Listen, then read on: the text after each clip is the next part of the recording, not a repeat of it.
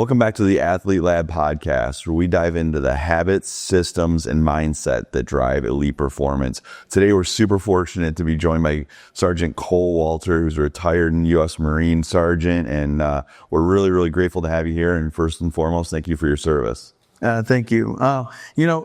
Thank you for your service. I think a lot of people don't really understand or put any thought into what they do for their country and for their communities. So, again, I'm just going to reverse it on you and play the reverse card. Thank you for your service. Well, appreciate you saying that. Yeah. I've never really looked at it that way. We have so much admiration for those who served and in the military and all the different forces in their community and, maybe an elected official or, first responders role. But I've never had someone say that to somebody who's kind of coached hockey. I've been fortunate enough to be around sports my whole life. So I really, really appreciate that. Yeah. Thank you. Well, you're making better men and women for our society. So keep doing that. All right. I appreciate that. So 23 years in the Marine Corps, that's a really long time. You had a career that, you started off as a drill instructor and then all the way over to serving in special operations in Afghanistan. Can you talk a little bit about, now that's a long time, so talking a little bit might be tough, but a little bit about how that shaped your leadership or how your leadership evolved in that type of experience? Yeah. 23 years went by extremely fast. But to go back to my childhood, I didn't grow up with a lot of direction. And so joining the Marine Corps was my first taste at understanding what it's like to be a teammate. And I played almost every sport: football, basketball as a wrestler, some baseball. But I didn't truly understand what it was like to be a teammate until I joined the Marine Corps and met my drill instructors. So they were, I wouldn't say the first male role model that I had, but the impact that they had on me was extravagant. The Marine Corps does one thing pretty well, among several others, but there's one thing, and that is developing our leaders while they're young. And so even from the start, as a young man, I was given responsibilities. And being responsibility for 2 or 3 guys. Not much, not a huge, not millions of dollars worth of equipment and personnel, but just that little sense of responsibility, that weight on your shoulders at a young age, it helps develop you. And you've got good mentors and leaders over you that help you develop along the way. So then when you're ready for real leadership and more people, you grow little by little. So the Marine Corps did impact me. They gave us values, so honor, courage, and commitment, and I believe truly in all of that. So it just gave me a foundation of what it was like to be just a great teammate and a leader. That's such a great point of how they gave you responsibility, and then that helps develop you into a leader, and that's exactly what teammates, we talk a lot about sports here, and people when you're a teammate, now you have to do those other things. And, I really hope that coaches and parents look at that type of lessons that sports can teach you. Because it kind of sounds like while you played sports, I'm sure you had well-meaning volunteer coaches. That wasn't a lesson that you kind of gained from your youth sports experience. That's something I hope that, while I'll never be like serving in the military, but I hope that's something that coaches and parents look to for what they get out of youth sports. It's not always about winning and losing. It's how can you learn what a good teammate is? Because there's a lot of different layers to that. Talk about the military's like core focus, and I've heard you say, which I really like, that in order to be truly successful, you have to be selfless, serve others, and surround yourself with high caliber people. Is that something? Are those kind of key points? Obviously, a culmination of your experiences, but can you talk on those attributes and maybe successful people you've seen that have those type of attributes? Yeah, for me, and that's what works for me. I'm not saying that's going to work for everybody, but selfless, that's one of my values. I believe that. That's what helps me just be a better teammate, is being selfless. But more so, when I say surrounding yourself with high caliber people, I've been in both situations. I've surrounded myself with that and quite the opposite. And my life takes drastic changes depending on those people I surround myself with.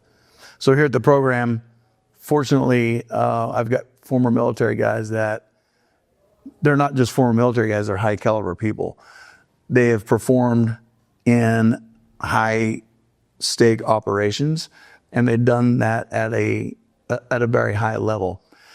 So the foundation of just talent, that's not enough for us. We have to have the talent, but we also want to be more perfect. That's not the word I'm looking for. You want to make sure, like, I think I understand what you're saying. It's like you want to, first of all, I don't want to lose this thought. I love how you say sometimes you surround yourself with the right people, sometimes the wrong people. I think every human can identify with that. I can list those people in my life that I do, and I'm sure my parents could for when I was a kid. So when you're with a program, you're getting these people, and you mentioned the program, which is a leadership development group, and that's how we've come to know each other. Yeah. Where you guys work with teams and companies and all these different people and challenged with developing leaders. And that's why this conversation to me is so interesting, because I think that's a part of our responsibility. Anyone involved in sports or working with people in our community is to help that. When you're saying, so you want to find ways of being maybe perfect in the moment and like seizing that moment or being perfect in those environments, because those are like life and death situations that you're learning through the Marine Corps, so that really is that. But then you're also trying to find ways to be just kind of seize that, maybe a little cliche, but like seize those opportunities to be great in a particular time. Right. So I could have better said it. Strive for perfection. I don't think we'll ever meet perfection. We may never get there. But if we hold ourselves to very high expectations and we hold our teammates to those same high standards, we may not get perfection. We're going to get a lot closer to it than if we just have low standards for each other and low expectations. So this is one of my favorite topics, is accountability. It's like, all right, how do you hold people accountable? And I think sometimes you think holding somebody accountable is scolding them, putting them in their place, correcting them. Like, talk a little bit about holding people accountable, because I think there's a connotation to that needs to be discussed, Yeah, I think so. It's not negative, because we've got to hold people accountable in two different ways. When they don't meet a standard, that's one, and that's one everybody thinks about. But when they do meet a standard also, most people say, I don't need a pat on the back. But we had a kid just come in. He came in late 2 weeks ago, and I held him accountable to it. This time he came in on time. Of course, I'm going to say something to him, because I want to enforce the good behaviors as much as I will the negative behaviors, right? So standards are behavior-based. We've got to hold people to those standards. The way I look at accountability, it's discipline with caring. So I've got to care enough about the team's mission, and I've got to care enough about that person to look at them and say, hey, you made a mistake here. I want to be respectful when I do that, but I've got to hold people accountable consistently when they do well and when they don't, or when they meet a standard, when they don't meet a standard. That's holding them accountable when they do meet a standard is so good. I think that's a culture thing when people are doing that. And you mentioned you don't need a pat on the back. When people say that, I think they like to say that, but who doesn't enjoy a pat on the back? Who doesn't appreciate somebody saying, hey, thank you for doing this, or this was really good. I think all of us in human nature, that has to be something deep ingrained that we all like that. When you talk about caring for someone, so you can have somebody that's on your team that you hold accountable, and you do that because you care. And I've heard you mention something about being kind and nice. It's like you can be super nice, but you're not really helping somebody. So there's that level of accountability too. Talk about that a little bit, where praise, unnecessary praise meets, holding them accountable for doing the right thing. I believe when you hold someone accountable, it's a selfless act. And again, that goes back to one of my personal values. It's selfless because you don't know what the reaction is going to be. We all want to be liked. So it's for you to have the courage to hold someone accountable when they're not meeting a standard, knowing that you don't, or understanding that you don't know what their response is going to be.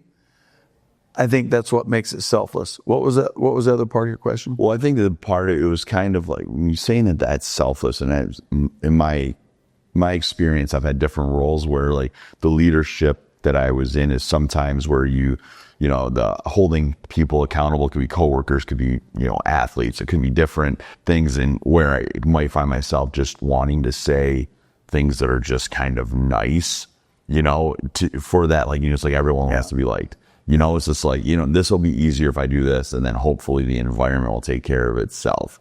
And that's not selfish. That's selfish. Because I'm taking the easy way out. And like, the more we've talked and I've heard, it's just like, it's really helped in that leadership. So it's more like when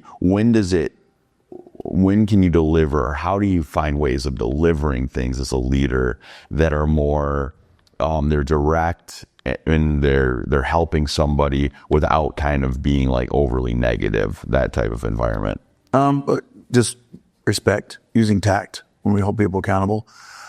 Nice, we think it's just a form of laziness. Now, I agree 100%. We need to be nice to people. But to our teammates, it's a little bit different, because to accomplish our mission, we all have to be going on the same path in the same direction. I tell them, hey man, I'm going to be kind with you. And they understand, all right, here it's coming. Here it comes. And that's when I can be direct and have the conversation with them. That's just a tool that I use. Not that everybody is going to see that as useful, but I think being consistent at your directness without any negativity, I think it works best for me when I do that. Yeah, I mean, that's consistency and being direct. Then also letting them know, having that respect for the person that you are going to talk to them about that. And it's whether it's people you work with, your teammates, or people you might be coaching. And I also think people that might be in different spot in the hierarchy and wherever you are. I believe everyone would respect that. There's so much to that. So you're on the other side of that, and it takes some mental toughness to hear that. Sure, sitting down with me and saying I'm going to be kind, I'm like, oh boy, here it comes. Now it takes some mental toughness. That's something that gets thrown around everywhere in sports. Oh, they're mentally tough. Well, how do you define that? So what is your thoughts on defining mental toughness? Can it be developed? Are you born with it? Like, what do you think about that? It can be developed, yeah. Staying composed when chaos strikes. So I believe, when things are chaotic, you control what you're able to control. So control the controllables. I can't control the chaos around me. Combat gets chaotic. Hockey, any sport, there's chaos involved. You can control your reaction to that chaos. So how you react is your mental toughness or your lack of mental toughness. Take a deep breath. That's a tool to use. Grab a drink of water. Throw an M&M down your throat, something like that. And then you've got to be mature enough to understand that I'm having a human emotion right now, and stop and think for just a second. What's the best reaction I can have right now that's going to best affect my team and our mission? Is it me getting mad and throwing my stick? Is it going to get into penalty, or is it going to feel sorry for myself? Probably not. If it is, go ahead and do that. If not, be mature enough to figure out what that is, and then go forward and make that good decision. Having the ability to just ask yourself that question. I think that when we do that, but then you're under pressure, and it's like, when can you feel like you have to react under pressure? So that's a great lesson. And I think that the idea of knowing you can develop mental toughness is great for athletes, and it's great for coaches to think about, and really any of us who get put in a pressure-filled situation. I'm sure you've seen the quote, pressure is a privilege. I love that. And when times when I feel under pressure, I always remind myself of that, but that takes some time to think about. So just the idea of asking yourself, if this action, would it help our team? Would it help our mission? That's super valuable for people to hear and think about. One thing we do in the Marine Corps, and especially the special operations community, is we indoctrinate or we add a little bit of pressure and chaos to our training. So we add that to our training in a safe environment. So then when we go into combat operations, everybody's a little bit calmer. We take away as much chaos as we can in those operations. But in peacetime, when it's safe, that's when we'll add the chaos and add the pressure, so we can kind of indoctrinate ourselves into that a little bit. It's for inoculate ourselves, maybe. It's funny that you say that, because what I just heard you explain would be, I was recently in New Zealand, and how they talked about like developing athletes. And that's how they talk about that. Like, you want chaos in practice. So when the game chaos happens, there's no, they're able to fall back to the lowest level of their training they talk about, so you're talking about actual training that makes me kind of feel, sports like that. we talk about that, but that's exactly how you develop them. And I think that that's an important message, because you see athletes and, maybe they're playing high school football. I went to watch a competitive high school football game, and, they've got every level of pressure that they can have. They have their teammates, they have their fellow classmates, which there's the social pressures of all those things. They might be cheering for them or in the band watching them. Then they have their parents, they have their grandparents, they have siblings, aunts, uncles. All these people are watching in their community. Like, that might be the most pressure. And when I was watching that, it's like, that's a ton of pressure. And what you're explaining is like a way that you have to make sure that you can walk through that pressure and develop that mental toughness. I think that that's something that all of us, as we take a step back, we have to think about what athletes are going through, because that is real pressure. Right. And to add on to that, your physical fitness is going to help you with your mental toughness. It all works together. We make mistakes when we're complacent. We make mistakes when we're tired and we're stressed. When we get tired, we're going to start making those mistakes, those mental mistakes. The more physically fit you are, the less you have to lean on that mental toughness, because you'll last a little bit longer physically before you get tired to start making those mistakes and handling stress better. So I think it's important for not just athletes, but for people in their 50s. I just turned 55 Saturday, and I've got to work on my physical fitness for sure. Happy birthday. I completely agree on that whole physical fitness thing. And as you're saying that, it makes me think, I'm picturing you're in Afghanistan, or the servicemen and women are out there in all these environments. How do they stay fit? How do they rest? Like, how do you get the right sleep? And like, that must be a whole component of being a good teammate. There's like another level. How does that work for you guys? So it really comes down to preparation. Not while we're in country. It's the preparation of years and years prior to that. For your athletes, once they get into a championship, they're not just going to rise to the occasion. They're in that championship, or they're in that game from the preparation or from the lack of preparation that they had throughout the season. So at the end of the season, we prepare ourselves enough. I can say that again. At the end of the season, if we prepared ourselves properly and we're given 100% effort in all of our practices, it's going to naturally work into that championship game or that playoff part of the season. For us, going into country, we prepared since the day of boot camp of staying in physical shape consistently. So now there are going to be nights and weeks that we're not going to get sleep. We're not going to get proper nutrition. We kind of set ourselves up for success by taking care of our bodies prior to getting to that combat operations. So you're controlling the controllables well in advance. And that's such a good message. So often you'll hear, the night before a game, you better eat well and get a good night's sleep. And right. It's like that one good meal and that one good night's sleep, that's not going to make a difference. Yeah. And you're saying the years and years of training, but like it's true. It's the whole season. It's the entire off season. I think that's something that you see athletes that are falling into their off season. Now you just watch what I would consider one of the best baseball series of all time, at least in my time watching. And so now I'm intrigued to hear, like, what are these baseball players doing now? They just sit there at the pinnacle and like the off season, how they prepare, because that's how it works for those who are truly great. And it does sound like it would be a tough time if you guys are going weeks or months without nutrition and proper sleep. So you really have to make sure you're physically prepared for that. Correct. Yeah. When you look back at the transition from leaving the military, transitioning into, while you're still in a leadership type role and you're developing leaders, what was when did you have to lean on mental toughness? That's a major life switch, to leave the military. So how was that for you as a person, and what sort of things have you learned from that? You mean my transition out of the military into the program? Yes, out of the military, just into civilian life, if you will. There was a gap from when I got out of the military, and I was mature enough to know this, but it was my identity for a long time. And once I retired back in 2015, I went to college to get my degree, really for the wrong reasons. Because when I graduated high school, we didn't have money. There wasn't any money to go to college or anything like that. Now all of my friends, they moved on, they got their degree. So for me, I always felt like I was a little bit less than everybody because I never got that. getting a little personal here. It's kind of weird, but here for it. when I got out of the Marine Corps, I thought it was important for me to validate myself, I think. So I went to get my degree. That 3 years to get my bachelor's degree was not challenging enough. I didn't have purpose. So I don't think that I was mentally tough.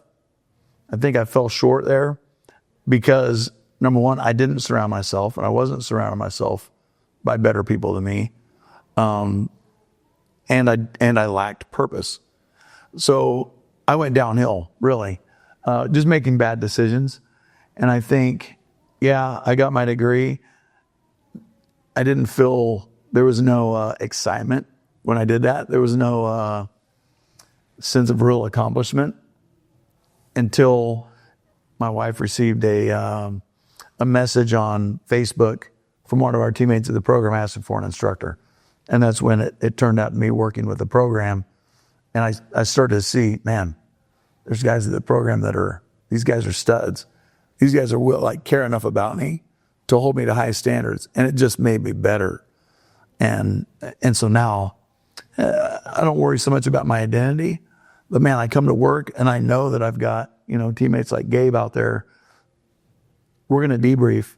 If I don't give a great class, he's going to tell me, and he's going to let me get better. And I'm going to take those tools and provide a better class for our clients.